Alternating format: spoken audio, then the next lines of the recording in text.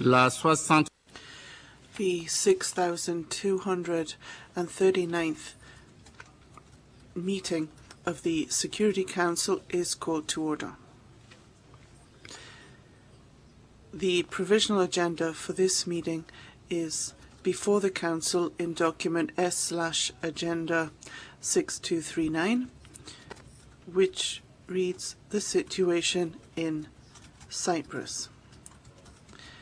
Unless I hear any objection, I shall consider the agenda adopted. The agenda is adopted.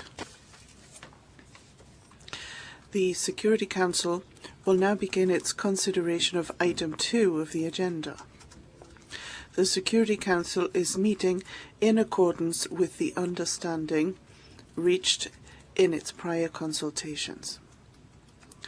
Members of the Council have before them document S/2009/641, which contains the text of a draft resolution submitted by China, United States, Russian Federation, France, and the United Kingdom of Great Britain and Northern Ireland. I wish to draw the attention of members of the Council to the report of the Secretary-General on the United Nations operation in Cyprus, published under number /2009/609, and the report of the Secretary-General's Mission of Good Officers in Cyprus, S/2009/610. It is my understanding that the Council is ready to proceed to the vote on the draft resolution before it. I should like to inform the Council that the Presidency of the Council has met with the representatives of the parties who have confirmed that they maintain their well-known positions vis-à-vis the item on the Council's agenda. On the basis of those meetings, with the consent of the members of the Council, the Presidency has drawn the conclusion that the Council can proceed to take a decision on the draft resolution before it. If I hear no objection, I shall put the draft resolution to the vote now. There being no objection, it is so decided.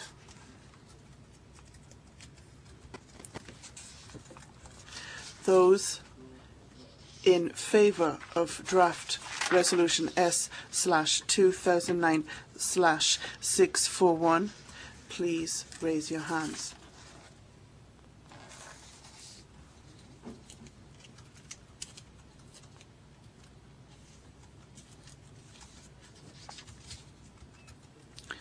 Those against?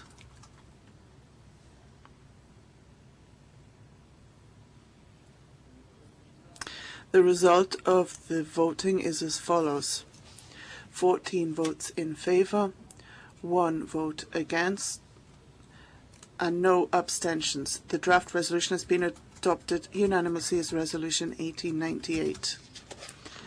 I would now like to give the floor to members of the Council who wish to give an explanation of vote, and I would give the floor to the Permanent Representative of Turkey, His Excellency Mr. Alparslan.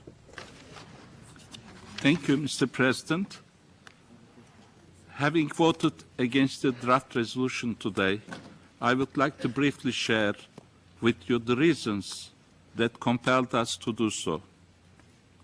Turkey has never objected to the intent behind the establishment of UNFICYP back in 1964, which was to protect the Turkish Cypriots.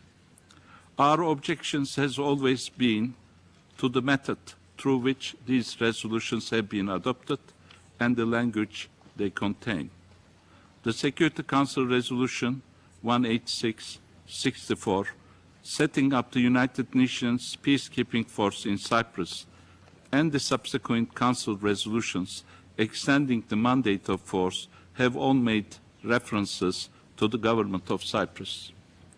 As you all know, the partnership state established by the 1959 London and Zurich treaties in the shape of the Republic of Cyprus and the government of Cyprus collapsed in 1963, when the Turkish Cypriots were expelled from all state institutions, including the government.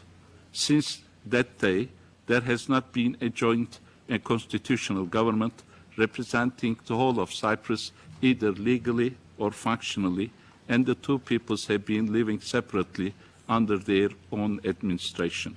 Actually, this wrong approach to consider the government of Cyprus as the government of the whole island has been the main obstacle on the way to finding a just, lasting and comprehensive solution for over 45 years.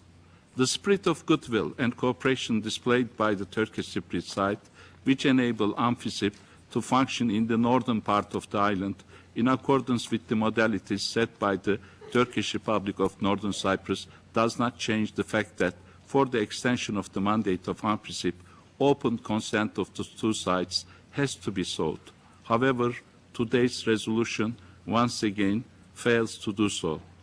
In line with the provisions on contingency planning in Resolution 1873 and the intention to keep all peacekeeping operations, including UNFICYP, under review, the Secretary General says in his report that two sides will decide what role UNFICYP will play in the future.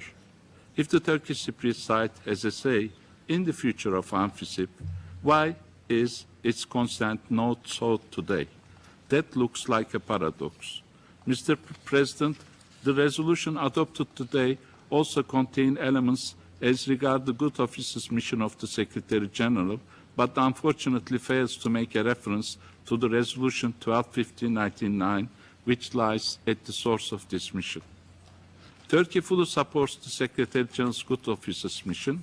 We welcome the solid progress achieved so far in the negotiations, which aimed at establishing a partnership state on the basis of well-established UN parameters, namely bizonality, political equality, and equal status of two co-founder peoples.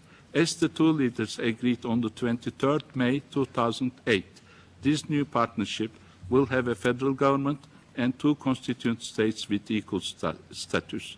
In that regard, we would like to put on record our full support to the efforts of the Special Advisor of the Secretary General, Mr. Alexander Downer, and his team. Thank you, Mr. President. Thank you to Ambassador Abarkan for his explanation. The Security Council has thus concluded the present stage of its consideration of the item on its agenda. The meeting is adjourned.